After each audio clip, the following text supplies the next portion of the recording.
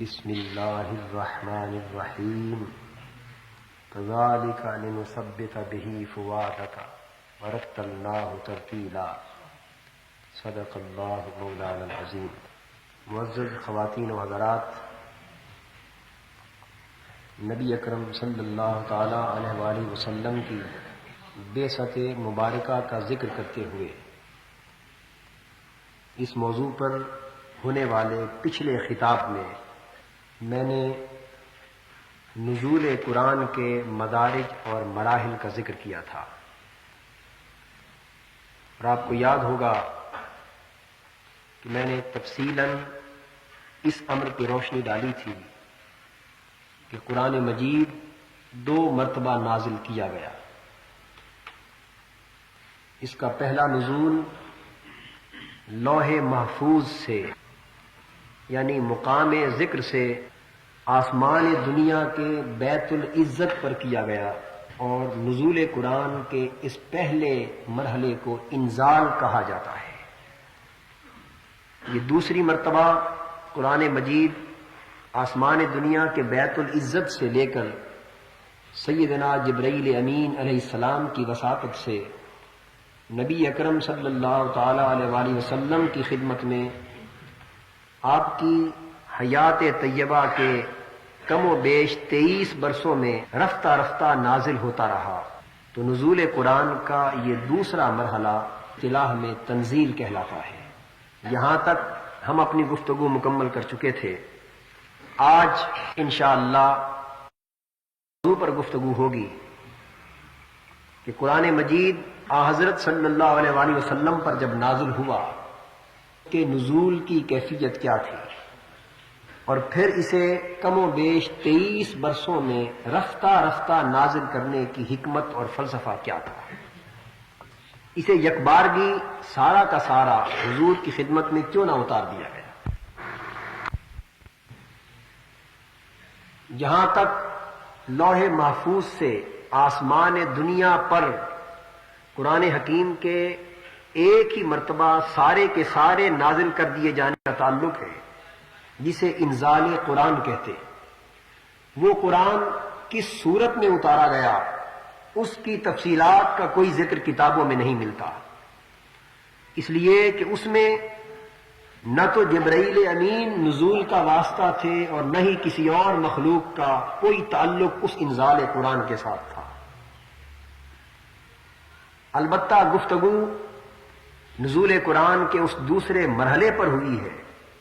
جو آسمان دنیا سے بواسطہ جبرائیل حضور صلی اللہ علیہ وآلہ وسلم کے پاس رفتہ رفتہ اتارا جاتا رہا ہے۔ علماء اور محققین نے 2 آراء اس سلسلے میں بیان کی ہیں۔ بعض علماء کا خیال یہ ہے کہ سیدنا جبرائیل امین حسب ضرورت، جیسا کہ میں نے تفصیل سے پہلے واضح کیا، تقاضائے وقت کے مطابق جس قدر آیتوں کے نزول کی ضرورت ہوتی، 3 آیتیں 5 آیتیں یا بالعموم زیادہ سے زیادہ 10 آیتیں، یہ عموماً وہ مقدار تھی قرآن حکیم کی جس میں قرآن اکثر و بیشتر حضور پہ نازل ہوتا تھا۔ تو 3 آیتوں سے لے کر 10 آیتوں تک بالعموم قرآن اترتا تھا۔ اس سے کم بھی ہو سکتا ہے، اس سے زیادہ بھی ہو سکتا ہے، لیکن عمومی نزول کا حال عرض کر رہا۔ علماء کا ایک نقطہ نظر یہ ہے کہ جب سیدنا جبرائیل امین قرآن لے کر حضور کے پاس آتے تو حضور علیہ الصلاۃ والسلام چونکہ اس مخلوق میں حالت بشری میں موجود تھے اور جبرائیل امین کا وجود حالت ملکوتی میں تھا، یعنی وہ فرشتے تھے، حضور صلی اللہ علیہ وآلہ وسلم کا اس دنیا میں اس زندگی میں ظہور بشریت کا تھا۔ لہذا علماء کا ایک نقطہ نظر یہ ہے کہ جب جبرائیل امین علیہ السلام قرآن لے کے اترتے تو حضور علیہ الصلاۃ والسلام سیدنا جبرائیل امین سے قرآن کو حاصل کرنے کے لیے، قرآنی آیات کو ان کے معانی، مطالب اور جملہ برکات و تاثیرات کے ساتھ وصول کرنے کے لیے، اخذ کرنے کے لیے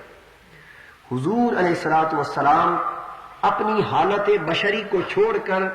حالت ملکی کی طرف منتقل ہو جاتے ہیں، اور اس طرح جبرائیل امین کی حالت ملکی یعنی نورانی حالت اور حضور کی حالت بشری کو چھوڑ کر حالت ملکی کی طرف منتقل ہونا، تو یہ بھی حالت نورانی ہو جاتی، تو دونوں حالتوں میں ایک وحدت، ایک ہم آہنگی اور یک جنسی کی کیفیت پیدا ہو جاتی، اور اس طرح قرآن جملہ تاثیرات کے ساتھ حضور علیہ الصلوۃ والسلام سیدنا جبرائیل امین سے اخذ اور وصول کر لیتا۔ یہ ایک موقف ہے۔ بعض ائمہ اور علماء اور مفسرین نے دوسرا نقطہ نظر بیان کیا ہے، وہ یہ کہتے ہیں کہ جب قرآن نبی اکرم صلی اللہ تعالی علیہ وآلہ وسلم کو اخذ اور وصول کرنا ہوتا تو حضور علیہ الصلوۃ والسلام حالت بشری سے حالت ملکی کی طرف منتقل نہیں ہوتے تھے، بلکہ جبرائیل امین خود اپنی اصلی حالت ملکی کو چھوڑ کر حالت بشری کی طرف منتقل ہو جاتے تھے، اور اس طرح دونوں میں ایک وحدت، یک جنسی اور ہم آہنگی حال کے اعتبار سے پیدا ہو جاتی، اور جبرائیل امین سے قرآن حضور صلی اللہ تعالی علیہ وآلہ وسلم کا قلب انور، حضور کا دل مبارک وصول کر لیتا۔ یہ دو نقطہ نظر ہیں جسے شروع سے ائمہ مفسرین بیان کرتے ہیں، لیکن اگر دونوں کا موازنہ کیا جائے، باہمی تقابل کیا جائے، تو دوسری رائے پہلی رائے کے مقابلے میں زیادہ وزنی اور زیادہ قابل قبول دکھائی دیتی ہے، اس لیے کہ جبرائیل امین اللہ کا پیغام لے کر ایک قاصد کے حیثیت سے حضور کی بارگاہ میں آ رہے ہیں۔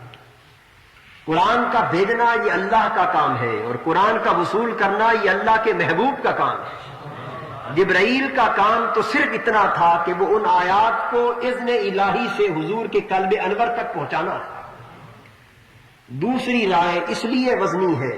کہ حضور علیہ الصلوۃ والسلام کا جبرائیل امین سے قرآن اخذ کرنے کی خاطر اپنی موجود حالت بشری کو چھوڑ کر حالت ملکی کی طرف منتقل ہونا، اور جبرائیل امین کا حضور کی بارگاہ میں آ کر بھی اپنی حالت پر قائم رہنا، یہ یوں لگتا ہے جیسے حضور کے مقام اور عظمت منصب کے کچھ منافی ہے، یوں محسوس ہوتا ہے۔ بات دل کو یہ زیادہ بھاتی ہے کہ جبرائیل امین جن کی قدر و منزلت ملائکہ میں قدسیان فلک میں جتنی بلند سے بلند تر ہو اسے تسلیم کیا جاتا ہے، لیکن جب وہ بارگاہ مصطفی میں آ جاتے تھے، اس بارگاہ میں آ کر جبرائیل کی حیثیت قدسیان فلک کے سردار کی نہیں بلکہ غلامان مصطفیٰ کے ایک فرد کی ہوتی ہے۔ اب وہ حضور کے غلام اور حضور کے خادم کی حیثیت سے اس بارگاہ میں حاضر ہوتے تھے، لہذا مقام و منصب مصطفی کا یہ تقاضا ہے کہ جبرائیل امین ادب بارگاہ مصطفی کا خیال کرتے ہوئے خود حضور کے ادب کے پیش نظر اپنی حالت کو چھوڑ کر حضور کی ظاہری بشری حالت کی طرف منتقل ہوتے، اور اس طرح وحدت پیدا ہوتی دونوں حالتوں میں، اور حضور کا قلب انور جبرائیل امین سے قرآن کو وصول کر لیتا۔ یہ تو بحث ہے ان دو آراء اور دو نقطہ نظر کا موازنہ کرتے ہوئے، یہ علماء کا نقطہ نظر ہے، لیکن یہاں میں اپنے عجز انکساری، کم علمی اور بے بضاعتی کا اعتراف کرتے ہوئے ایک ذاتی وجدان کی بات بھی عرض کر دیتا ہوں کہ میرا خیال ان دونوں میں سے کسی رائے کی طرف راغب نہیں ہوتا۔ مجھے یہ محسوس ہوتا ہے کہ نہ تو بارگاہ مصطفی میں آ کر قرآن کو قلب مصطفی پر اتارنے کے لیے جبرائیل امین کو اپنی حالت چھوڑنے کی ضرورت تھی، اور نہ حضور کو قرآن اخذ کرنے کی خاطر اپنی حالت بشری سے حالت ملکی کی طرف منتقل ہونے کی ضرورت تھی، اس لیے کہ قرآن یہ کہتا ہے فَإِنَّهُ نَزَّلَهُ عَلَىٰ قَلْبِكَ بِإِذْنِ اللَّهِ کہ پیارے نبی جبرائیل نے اللہ کے حکم سے یہ قرآن آپ کے قلب انور پر اتارا ہے۔ یہ قرآن حضور کے ذہن پر نہیں، حضور کے دماغ پر نہیں، حضور کے جسم اقدس کے کسی اور عضو پر نہیں، حضور کے کانوں میں نہیں، بلکہ حضور کے قلب انور پر اتارا گیا ہے، تو قرآن کا محبت، قرآن کا منزل جہاں قرآن کا ورود اور نزول ہوتا تھا وہ حضور کے کان نہ تھے بلکہ حضور کا قلب انور تھا۔ تو قرآن کہتا ہے کہ اللہ کے اذن سے اس جبرائیل نے یہ قرآن آپ کے دل مبارک پر اتارا ہے۔ تو حاضرین محترم، حقیقت یہ ہے کہ حالت بشری کے اندر رہتے ہوئے بھی حضور کے قلب انور کو وہ بلند روحانی مقام حاصل تھا کہ جبرائیل اگر کروڑوں برس کا روحانی سفر طے کر کے کمال کو پہنچے تو پھر بھی حضور کے قلب انور کی ملکوتیت کو نہیں پا سکتے۔ یعنی بشری حالت کے اندر رہتے ہوئے بھی حضور کے دل کو روحانی اعتبار سے وہ بلند اور بالا مقام حاصل تھا کہ اس دل پر تو واسطہ جبرائیل کے بغیر بھی خدا کا کلام اتر سکتا تھا، اور رہ گیا جبرائیل کی وساطت سے کلام کا اترنا۔ تو نہ حضور کو حالت سے منتقل ہونے کی حاجت تھی، نہ جبرائیل امین کو اپنی حالت کے چھوڑنے کی حاجت تھی۔ جبرائیل امین اپنی اسی حالت ملکی پر قائم رہتے، ہر چند کے حالت بشری میں بھی آتے تھے لیکن کبھی کبھی اپنی حالت ملکی پر قائم رہتے۔ حضور اسی طرح ظاہراً اپنی حالت بشری پر قائم رہتے۔ تعلق قرآن کے وصول کا حضور کے قلب انور کے ساتھ تھا۔ حضور سو رہے ہوتے، حضور سفر میں ہوتے، حضور حضر میں ہوتے، صحابہ سے ہم کلام ہوتے، اپنی مقدس ازواج سے محو گفتگو ہوتے، جس حال میں بھی حضور ہوتے یہ تعلق حضور کی بشریت کا ہوتا تھا۔ رہ گیا حضور کے قلب انور کا حال، وہ ہر حال میں بھی اللہ کے ساتھ منسلک رہتا تھا۔ لہذا جب کبھی قرآن کا نزول ہوتا حالتوں کو بدلے بغیر حضور کا قلب انور ہر حال میں قرآن کو کرنے کے لائق رہتا تھا۔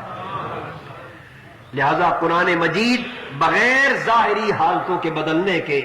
جس حال میں بھی اترتا حضور کا قلب انور اس قرآن کو اخذ اور جذب کرنے کی حالت میں ہر وقت رہتا تھا۔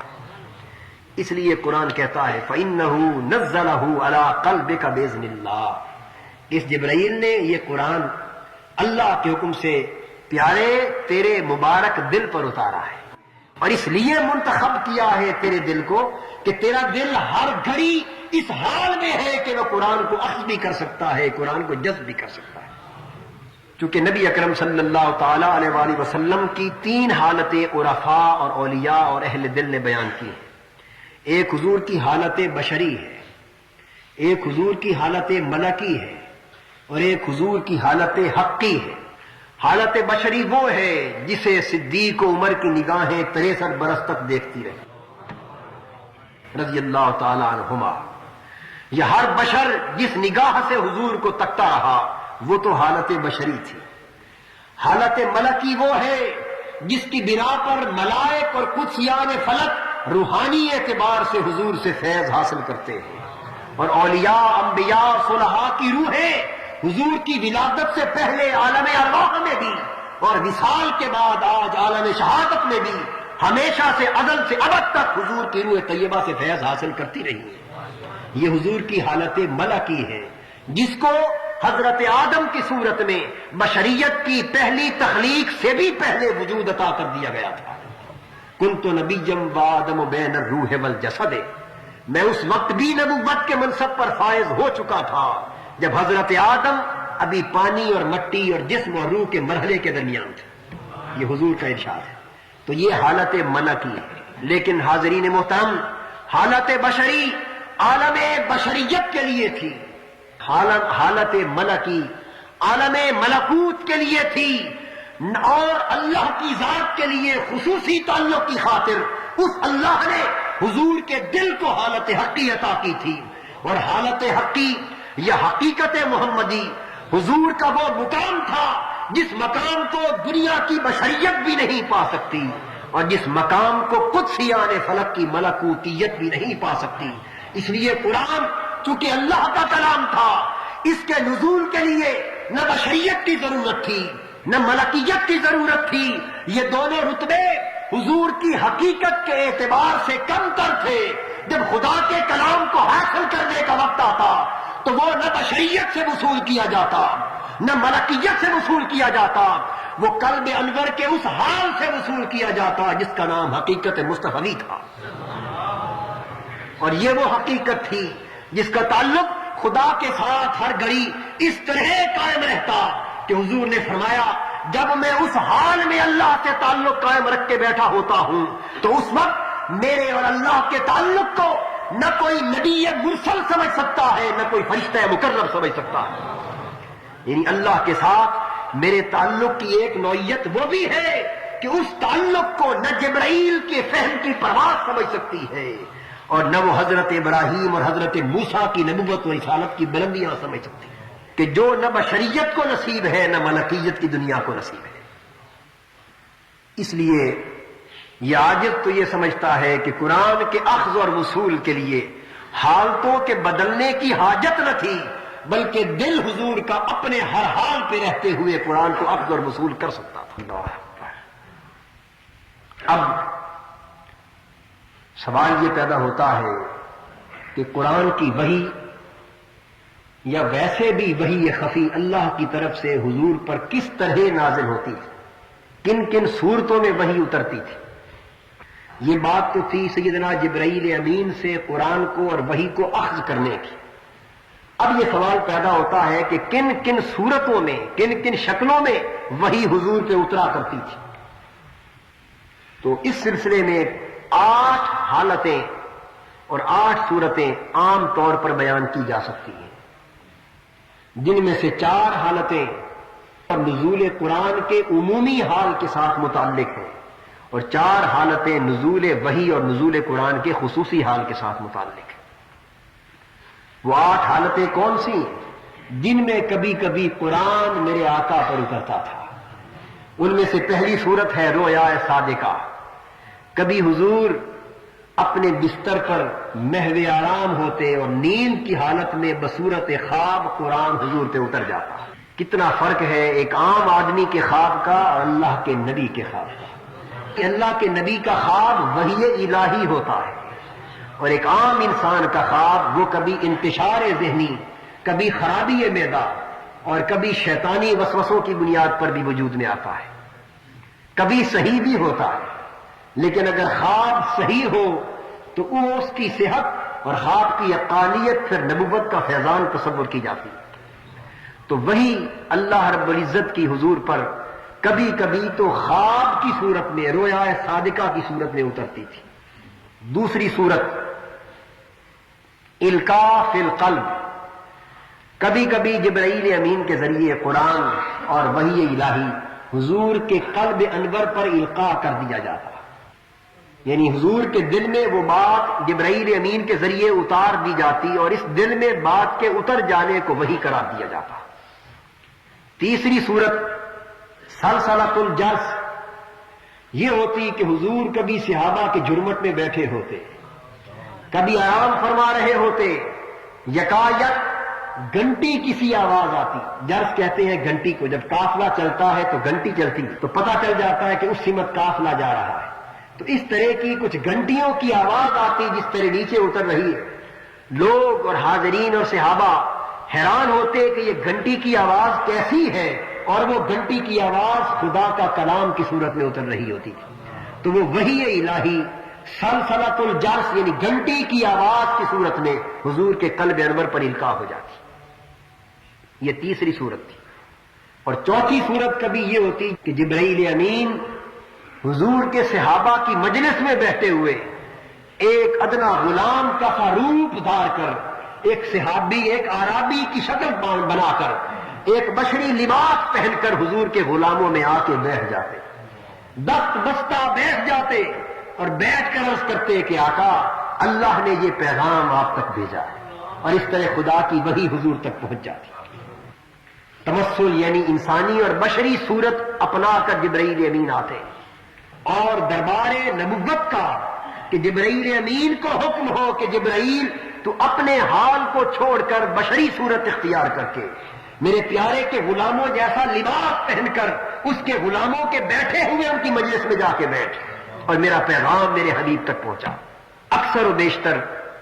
احادیث صحیحہ میں آتا ہے کہ جبرائیل امین حضور کی بارگاہ میں,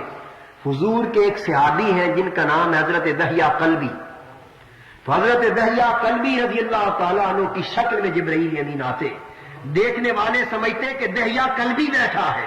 لیکن وہ اٹھ کے چلے جاتے حضور کے دست اقدس چوم کر، تو حضور پوچھتے تمہیں بتاؤں یہ کون ہے؟ صحابہ کہتے آقا دہیا کلبی ہے، فرمایا نہیں، یہ جبرائیل تھا، وہ جبرائیل تھا۔ اور مسجد نبوی میں وہ جگہ جس کو باب جبرائیل کہتے ہیں، وہ نشانی کے طور پر آج بھی موجود ہے۔ یہ وہ دروازہ، وہ مقام ہے جہاں جبرائیل دہیا کلبی کی شکل اپنا کر حضور کی بارگاہ میں آیا کرتے۔ یہ 4 صورتیں تو عمومی تھیں جن میں قرآن اور وحی کا نزول حضور پر ہوتا تھا۔ اب اس سے اس بات کا بھی اندازہ ہو جاتا ہے کہ اللہ کی وحی کے حاصل کرنے میں، اللہ کے احکام اور فرمودات کو وصول کرنے میں نبی اکرم کسی قسم کے شک، شبہ اور غلطی کا کوئی احتمال اور کوئی امکان ممکن نہیں ہے۔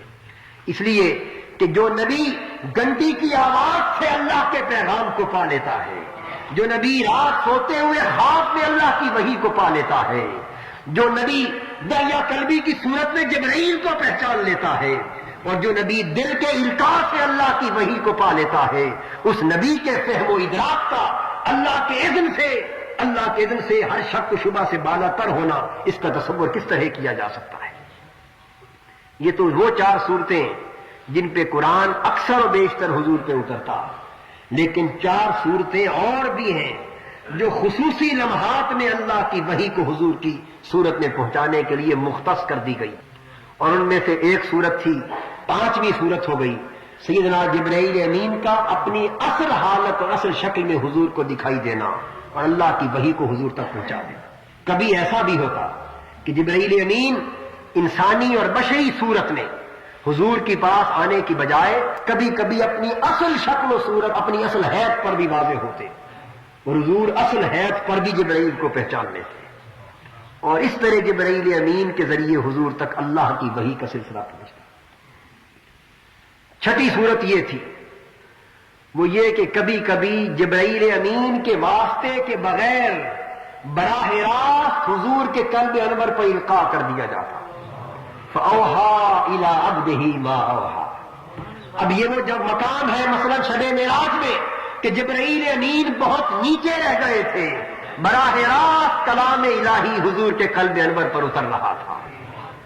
اب یہ وہ نزول وحی ہے کہ جس کی خبر جبرائیل کو بھی نہیں کہ کب اترا، کیا اترا۔ جب اتر چکا تو پھر جبرائیل بھی باخبر ہوئے کہ قرآن کا وہ حصہ حضور کو عطا کر دیا گیا۔ 7ویں صورت براہ راست اللہ کے ہم کلام ہونے کی ہے کہ کبھی باری تعالیٰ براہ راست حضور صلی اللہ تعالی علیہ وآلہ وسلم سے مخاطبہ اور کلام فرماتا۔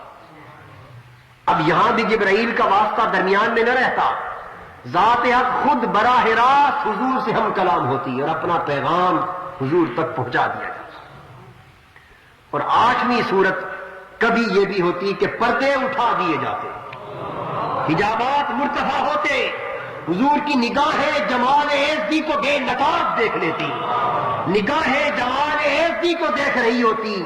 اور حضور کے قلب کے کان اللہ کے کلام کو وصول کر رہے ہوتے۔ یہ وہ مقام ہے جس کا ذکر بنی اسرائیل میں کہا کہ انہ هو السمیع البصیر۔ یہ وہ گڑیا ہوتی جہاں حضور کے سوا خدا کو کوئی سننے والا نہ ہوتا، اور حضور کے سوا خدا کو کوئی دیکھنے والا نہ ہوتا، اور ادھر خدا کے سوا نہ کوئی حضور کو سن رہا ہوتا، نہ کوئی حضور کو دیکھ رہا ہوتا۔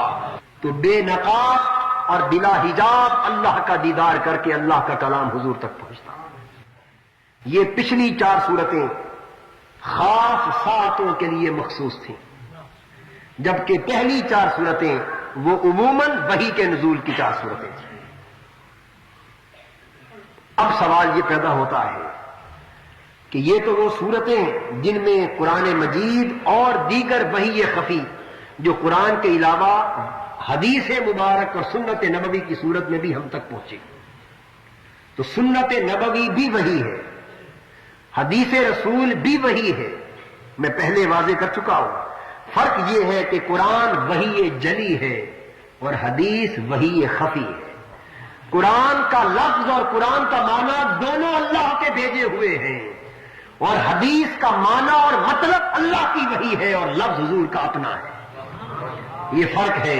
چونکہ قرآن کے لفظ بھی اللہ کے ہیں اس لیے اسے تلاوت کیا جاتا ہے،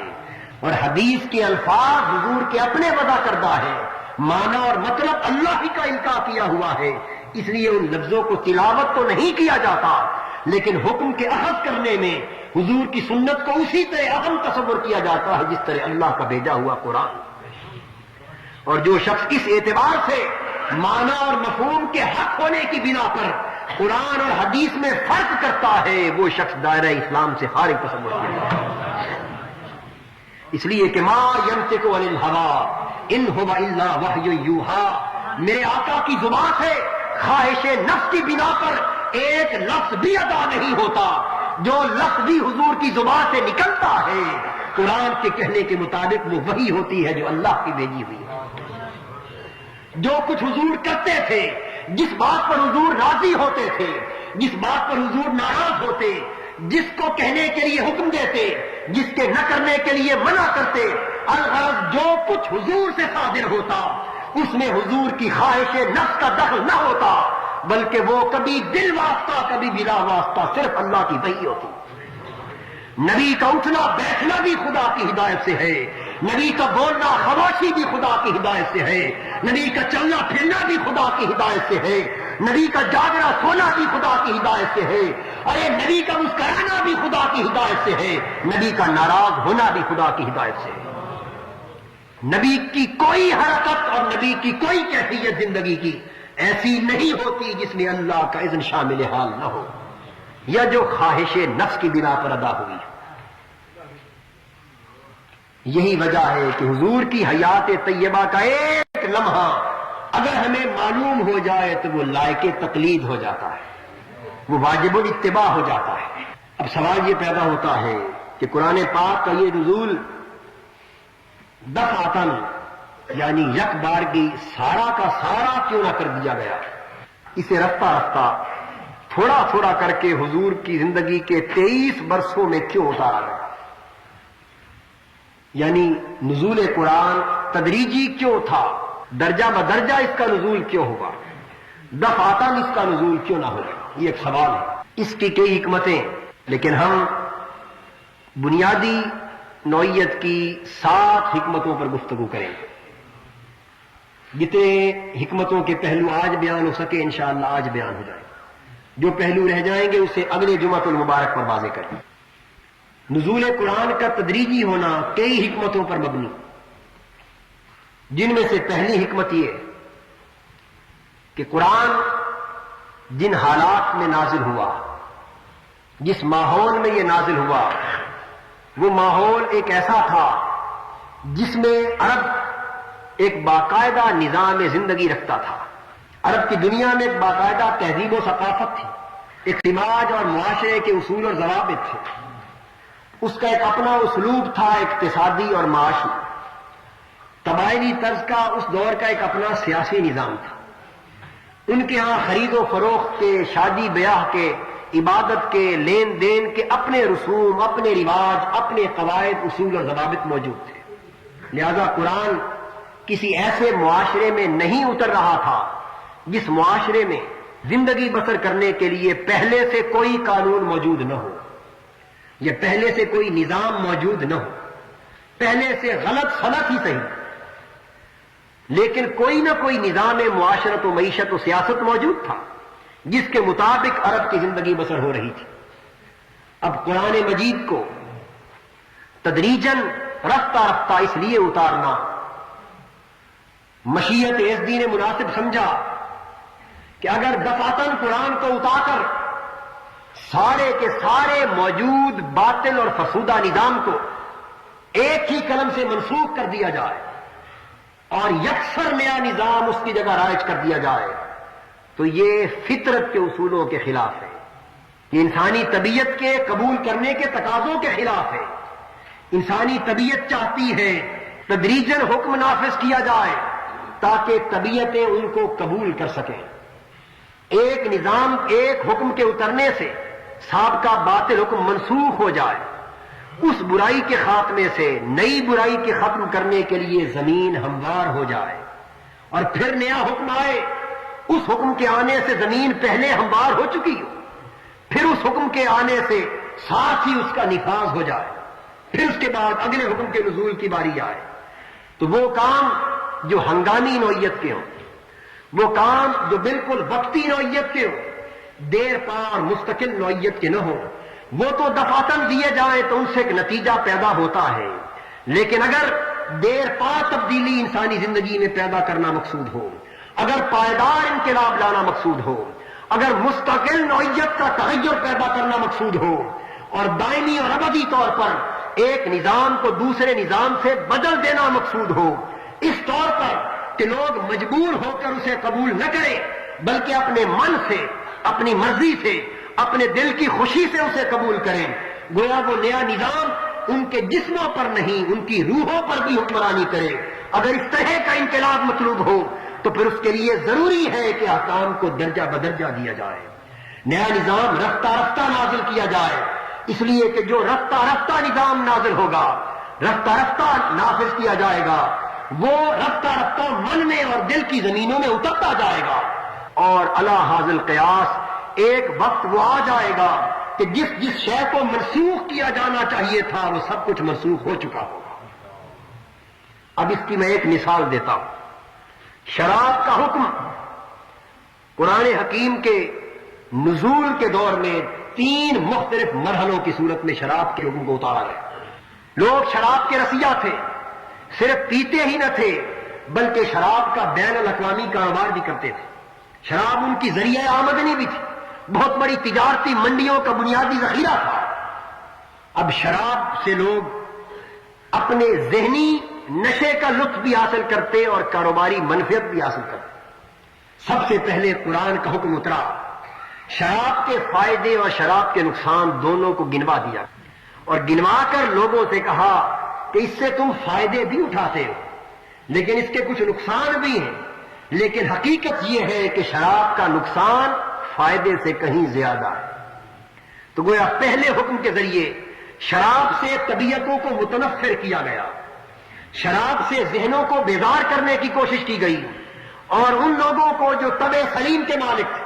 جن کی سوچ قدرے بہتر اور صحیح تھی، ان کو اس ڈگر پر لا دیا گیا کہ اب شراب اللہ اور اس کے رسول کے ہاں پسندیدہ نہیں ہے، اس کو ترک کرنا ہی پڑے گا۔ یہ وہ پہلا بیج تھا شراب کے خلاف نفرت کا، جسے بڑی محبت کے ساتھ خدا نے حضور کے ذریعے اس آیت کی صورت میں اتار دیا۔ اب یہ طریقہ کار ہے نزول قرآن کے تدریجی ہونے کا، جس سے نظام تعلیم و تربیت پر بھی روشنی پڑتی ہے۔ والدین اولاد کی تربیت کس طرح کریں، اساتذہ شاگردوں کی تربیت کس طرح کریں، حکام محکوموں کی تربیت کس طرح کریں، بڑا اپنے چھوٹے کو تعلیم و تربیت کس طرح دے۔ شراب کے نقصان کو گھناؤنا کر کے واضح کر دیا گیا، لیکن شراب کے حرام ہونے کا اعلان نہیں کیا۔ کچھ دن گزرے، نمازیں فرض کر دی گئی کہ 5 وقت کی نمازیں فرض ہیں، باجماعت نماز ہونے لگی، ہر نماز میں صحابہ اللہ کی یاد کے لیے بھی دوڑے دوڑے آتے اور حضور کے چہرے کے دیدار کے لیے باجماعت نماز ادا کرنے کے لیے کشاں کشاں آتے۔ تو نماز کا رنگ، نماز کا ماحول پیدا کر دیا گیا۔ جب صحابہ کرام ایسے ہو گئے کہ نماز کے بغیر ان کا دل نہ لگنے لگا اور حضور کے دیدار فرات آثار سے دور رہ کر ان کی طبیعتوں میں ہلچل، اضطراب اور التہاب پیدا ہونے لگا، وہ حضور سے دور نہ رہ سکتے تھے۔ جب حضور سے عشق اور محبت پیدا ہو گیا، اللہ کی نماز اور اس کی یاد سے ایک لگن، ایک محبت، ایک شراب پیدا ہو گیا، تو پھر دوسرا حکم آیا، اگر تم شراب پی کر نشے کی حالت میں ہو تو خبردار نماز کے قریب نہ جانا، مسجد میں قدم نہ رکھنا، میرے مصطفیٰ کی بارگاہ میں حاضری کی توقع نہ کرنا۔ اب ایک طرف شراب پینے یا نہ پینے کا مسئلہ آ گیا، ایک طرف خدا کے گھر میں حاضر ہونے یا نہ ہونے کا مسئلہ آ گیا، حضور کی بارگاہ میں آ کر چہرے کے دیدار کا مسئلہ آ گیا۔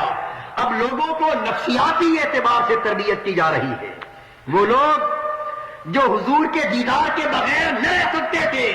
انہوں نے تہیہ کر لیا کہ شراب چھوٹتی ہے تو چھوٹ جائے، اب یہ شراب نہیں بلکہ نگاہ مصطفی کی شراب پیئیں گے۔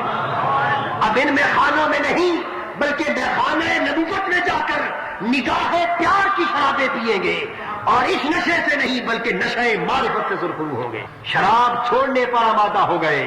اور اللہ کی یاد کے لیے مسجد میں آنے سے غیر حاضری کو گوارا نہ کیا۔ یہ نفسیاتی علاج تھا، نفسیاتی تربیت تھی۔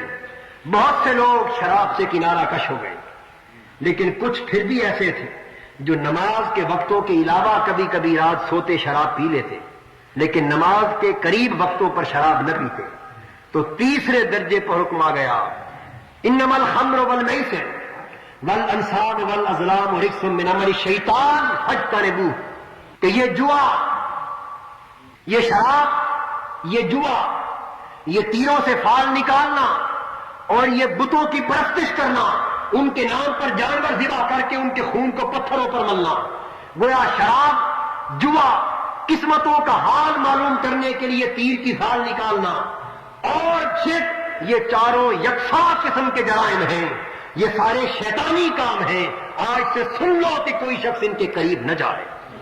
کلیتاً حرام قرار دے دیا گیا۔ بس لوگوں کے دلوں کی زمین اس قدر تیار ہو چکی تھی، حضور کی صحبت میں رہ کر فیضان صحبت سے ان کی تربیت اس حد تک ہو چکی تھی کہ جب شراب کی حرمت کا ذکر آیا تو شراب پینا چھوٹ گیا۔ جس کے گھر شراب کا مٹکا پڑا تھا اس نے وہی مٹکے کو توڑ دیا، جس کی شراب شام یا دیگر ملکوں کی منڈیوں سے تجارت کی غرض سے آ رہی تھی، وہیں کے وہیں سارے مٹکے اندھیر دیے گئے اور مدینے کی زمین کی نالیاں شراب سے سرخ ہو کر بہنے لگیں۔ کوئی شخص حرمت کے حکم کے بعد شراب کے قریب جانے کا تصور تک نہ کر سکا۔ اتنا زبردست عمل درآمد کیوں ہوا؟ اس لیے کہ اس عمل درآمد کے قابل ان کے دلوں کی زمین بنا دی گئی تھی۔ تربیت سے، تدریجی احکام کے نزول سے، صحبت کے فیض سے انہیں تیار کر دیا گیا تھا۔ حاضرین محترم، بس یہی وہ اسلوب تھا کہ قرآن حکیم چونکہ انسانی طبیعت میں، انسانی معاشرے میں ایک مستقل تغیر اور مستقل انقلاب پیدا کرنا چاہتا تھا، اس لیے احکام کو بجائے یکایک ایک لحظے میں اتار دینے کے رفتہ رفتہ احکام کو اتارا۔ ان کی اخلاقی تربیت بھی ساتھ ساتھ ہوتی رہی، ان کی روحانی تربیت بھی ساتھ ساتھ ہوتی رہی، سنت نبوی کے نظارے بھی ساتھ ساتھ دکھائے جاتے رہے، حضور کی صحبت اور مجلس کا فیض بھی ان کے دلوں کو سیراب کرتا رہا، قرآنی احکام نئے حکم کے اترنے کی زمین بھی ہموار کرتے رہے۔ اس طرح تدریجاً ان کی تربیت ہوتی رہی اور تدریجاً اللہ کے احکام اترتے رہے۔ چونکہ نفاذ تدریجی ہو رہا تھا اس لیے نزول کو بھی تدریجی رکھا، چونکہ نفاذ رفتہ رفتہ ہونا تھا، یکدم نہیں کرنا تھا، اس لیے قرآن کے نزول کو بھی یکدم نہ کیا بلکہ رفتہ رفتہ کیا۔ اور اگر سارا قرآن اتار کر حضور کے پاس رکھ دیا جاتا کہ پیارے رفتہ رفتہ اسے لوگوں تک پہنچاتے رہنا، تو کوئی بدبخت یہ الزام تراشتا کہ قرآن تو نبی اپنے پاس سے بنا کر پیش کرتا ہے۔ فرمایا حبیب تیری چادر عصمت پر بھی داغ نہ آنے پائے اور نزول و نفاذ کی تدریج کی حکمت بھی قائم رہے، اس لیے قرآن ہم آسمان دنیا پر محفوظ رکھتے ہیں۔ جتنی آیتوں کی تجھے ضرورت ہوگی جبرائیل لے کر تیرے پاس پہنچتا رہے گا، جتنے احکام کے نزول کی ضرورت ہوگی اتنی آیتیں تجھ پر اترتی رہیں گی۔ تو نفاذ اور نزول کی تدریج اولاد اور شاگردوں کے تعلیم و تربیت کے معاملے میں تدریج کے فلسفے اور تدریج کی حکمت کی نشاندہی کرتی ہے۔ گویا اللہ کی یہ سنت اور حضور کی یہ سنت ہماری عملی زندگی میں جو سبق ہمیں عطا کرتی وہ سبق یہ ہے کہ اگر اساتذہ ہو تو اپنے شاگردوں کو تدریجی تعلیم اور تربیت کے فلسفے پر توجہ کرو، اگر والدین ہو تو بچوں کی تدریجی تربیت پر توجہ کرو۔ یہ ممکن نہیں کہ ایک چھوٹی عمر کا بچہ وہ اس ذہن اور سوچ کی اس پرواز کا مالک ہو جو پرواز اس عمر میں تمہیں میسر ہے۔ سوچو ایک وقت وہ بھی تھا جب تم چھوٹے بچے تھے اور وہ بہت ساری اچھائی کی باتیں جو آج تمہارے ذہن میں آتی ہیں اس وقت تمہارا ذہن ان کا ادراک نہ کر سکتا تھا۔ لہذا بچوں کو تعلیم دیتے ہوئے، سبق دیتے ہوئے ان کی ذہنی سطح کا خیال رکھا جائے، تربیت دیتے ہوئے ان کی ذہنی سطح کا خیال رکھا جائے، ان کے ماحول کا خیال رکھا جائے، ان کے طبی تقاضوں کا خیال رکھا جائے،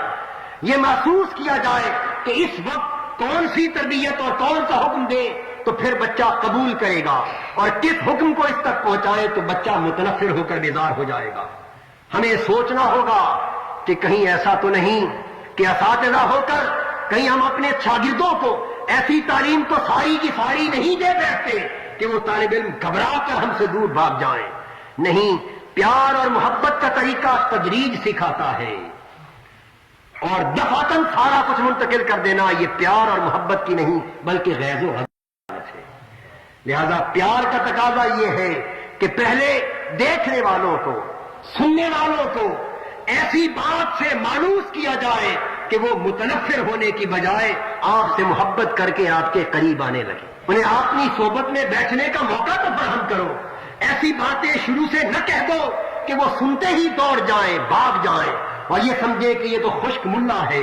یہ تو سخت ڈنڈے والا استاد ہے، اس کے پاس جائیں گے تو پینٹیں اتارنی پڑ جائیں گی، ٹائی اتارنی پڑ جائے گی، کوٹ اتار کے اس کے پاس جانا ہوگا، ننگے سر جائیں گے تو گالیاں سننا ہوگی. نہیں نہیں، پہلی توجہ لباس پر نہیں ہوتی، پہلی توجہ ظاہر کے سنوارنے پر نہیں ہوتی،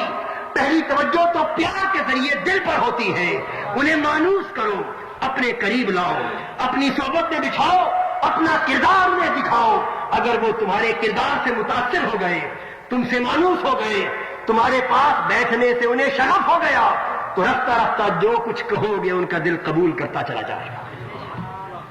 اور اگر زبان فتوے کی استعمال کرو گے، فاتح کو فاجر کہو گے. میں آپ کو ذاتی واقعہ عرض کرتا ہوں. جب میں لا کالج میں LLB کا طالب علم تھا تو ایک میرا ہم جماعت تھا، وہ علماء سے اور مشائخ سے بڑا متنفر اور بہت بیزار تھا، مذہب سے بھی متنفر اور بیزار تھا. اللہ کے فضل و کرم سے